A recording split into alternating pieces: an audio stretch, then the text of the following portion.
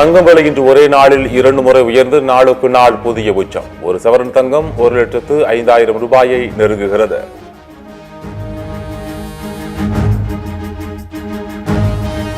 தங்கத்திற்கு போட்டியாக வெள்ளி விலையும் தாறுமாறாக உயர்ந்தது. 1 கிராம் வெள்ளி 285 ரூபாய்க்கு விற்பனை.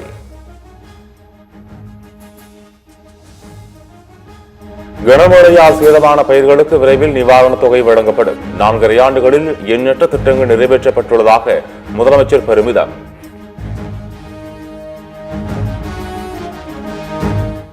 இந்த ஆண்டு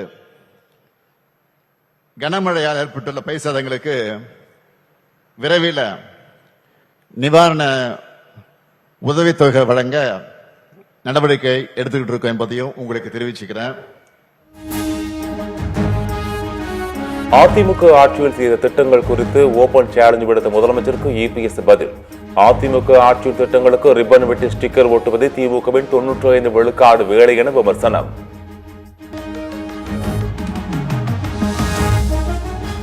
சட்டமன்றத்தில் முதலமைச்சர் எழுப்பிய கேள்விகளுக்கு பதில் சொல்லாமல் வெளிநடப்பு செய்து ஓடும் இபிஎஸ்க்கு ஓபன் சேலஞ்ச் தேவையா?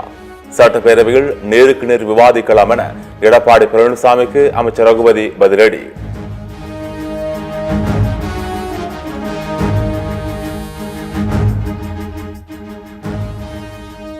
எடப்பாடி பழனிசாமியின் பதிலடி முதலமைச்சர் ஸ்டாலினை அச்சமடைய வைத்துவிட்டது.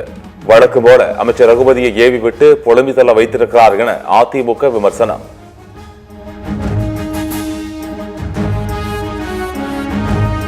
செங்கல்பட்டு, திருவள்ளூர் மாவட்டங்களில் எடப்பாடி பழனிசாமி 3 நாட்கள் பிரச்சாரம். மக்களை காப்போம், தமிழகத்தை மீட்போம் பிரச்சாரத்தை நாளை திருப்போரூரில் தொடங்குகிறார் எடப்பாடி பழனிசாமி. திருவண்ணாமலை மாவட்டம் கலசப்பாக்கத்தில் கருணாநிதியின் 7 அடி உயர சிலையை திறந்து வைத்தார் முதலமைச்சர் ஸ்டாலின். 65 அடி உயர கம்பத்தில் திமுக கொடியை ஏற்றி வைத்தார்.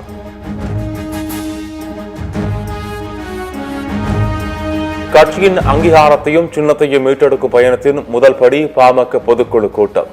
கடைசி மூச்சு இருக்கும் வரை இந்த இயக்கத்திற்கான உழைப்பில் என ராமதாஸ் உறுதி.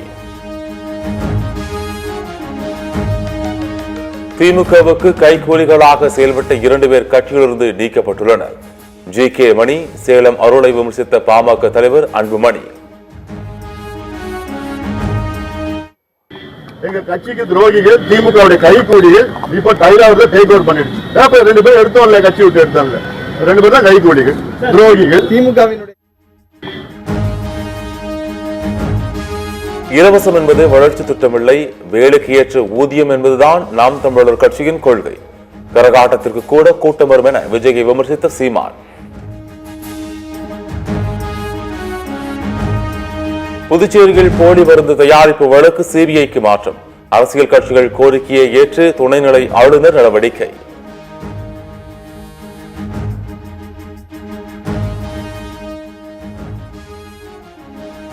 வாக்காளர் பட்டியலில் பெயர் சேர்க்க ஜனவரி 25ஆம் தேதி வரை கட்டணமில்லாமல் இருப்பிடச் சான்றிதழ். தமிழ்நாடு அரசின் உத்தரவுக்கு மத்திய முன்னாள் அமைச்சர் ப. சிதம்பரம் வரவேற்பு.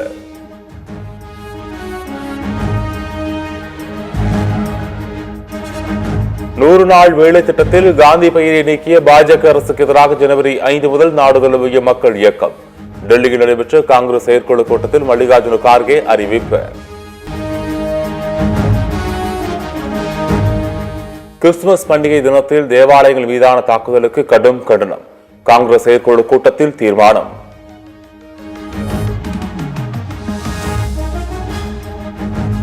ஏழை மக்கள் பயன்பெறும் 100 நாள் வேலை திட்டத்தை அழிக்க முயற்சிக்கிறது மத்திய அரசு.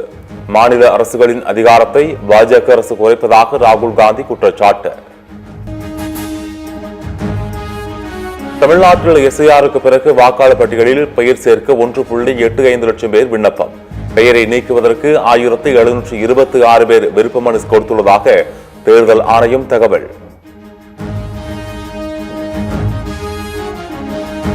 வட மாநிலங்களில் நிலவும் கடுமையான பனிமூட்டம் காரணமாக சென்னையில் 29 விமானங்கள் தாமதம். பயணிகள் கடும் அவதி.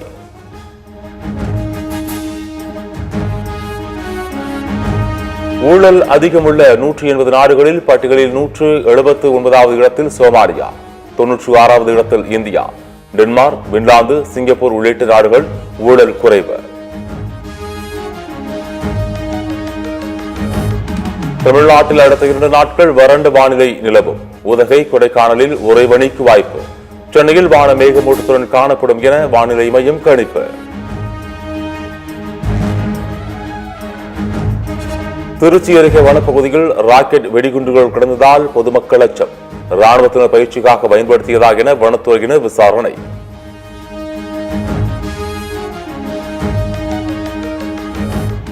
புதிதாக உருவாக்கப்பட்ட 4 மாநகராட்சிகள் மற்றும் 10 நகராட்சிகளின் உறுப்பினர்கள் எண்ணிக்கை நிர்ணயம். மாநகராட்சிகளில் 48 உறுப்பினர்கள் இடம்பெறுவார்கள் என அரசாணை வெளியீடு.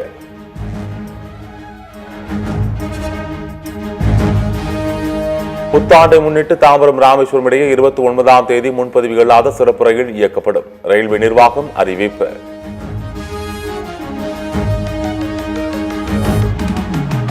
பெங்களூரு கயலங்காவில் ஆக்கிரமிப்புகளை அகற்ற குடியிருப்பு வாசிகள் எதிர்ப்பு போராட்டம். போராட்டம் நடத்திய மக்களை அகற்றியது கர்நாடக போலீஸ். அமெரிக்க அதிபர் டிரம்ப் ஜெலன்ஸ்கி சந்திக்க இருக்கும் நிலையில் உக்ரைன் மீது தாக்குதல் நடத்திய ரஷ்யா. போர் நிறுத்தம் குறித்து பேச்சுவார்த்தை.